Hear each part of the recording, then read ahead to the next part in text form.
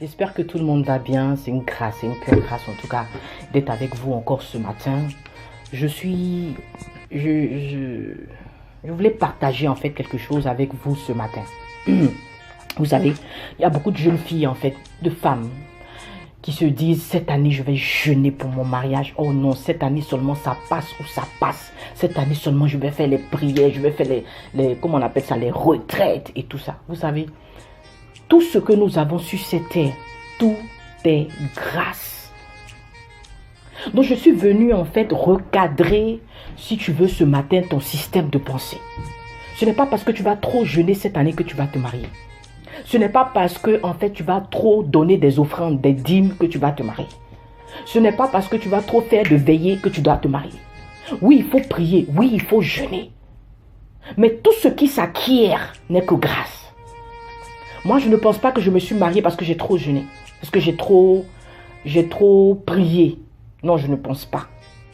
Mais je pense que l'année où je me suis mariée, où Dieu m'a fait la grâce du mariage, c'est juste parce qu'il a posé son regard sur moi en cette année-là. Je ne le méritais pas plus que ces femmes-là qui veillent justement dans les églises, qui prient, qui jeûnent, qui ont fait peut-être 3 ou 4, 5 jeûnes d'Esther. Non, je ne pense pas. Et lorsque je me réfère encore à ma Bible, je regarde l'histoire de Ruth, je regarde l'histoire de Esther, je regarde l'histoire de Saül, je regarde l'histoire de la mère de Jésus, Marie, à Nazareth. Mais ces personnes, dans la Bible dit qu'ils ont trouvé grâce aux yeux de Dieu. Donc Marie n'a pas été choisie en fait parce qu'elle a trop jeûné. Marie n'a pas été choisie parce qu'elle a trop prié. Mais c'est juste qu'elle a trouvé grâce auprès de Dieu. Saül, il était en train derrière les ânesses de son père. Ce n'est pas parce qu'il jeûnait ou bien priait, non. C'est quand le peuple d'Israël a demandé un roi, Dieu a posé son regard sur Saül. Esther, dans la Bible, elle avait plein d'autres concurrentes. Mais c'est elle que le roi a choisi. Pourquoi? Parce qu'elle a trouvé grâce auprès de Dieu. Ruth, on dit elle glanait dans le champ. Et puis, comment il s'appelle son mari là même?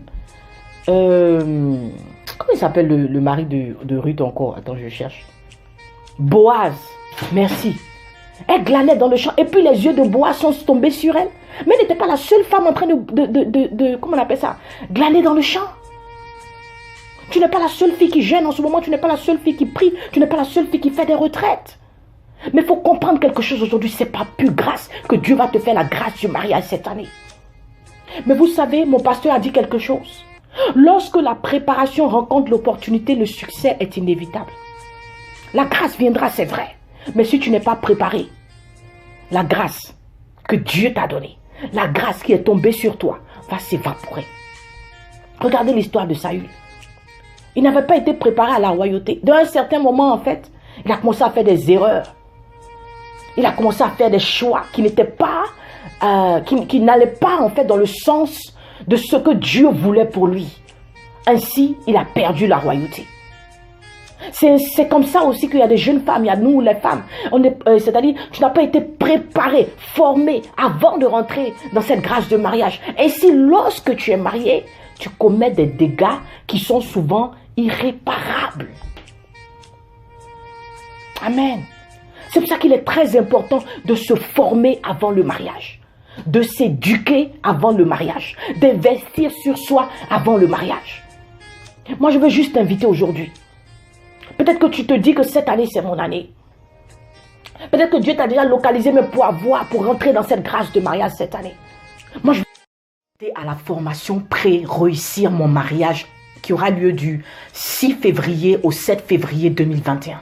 Cette formation, en fait, est une formation, une académie, en fait, pour les jeunes femmes, pour se préparer avant de rencontrer même le conjoint.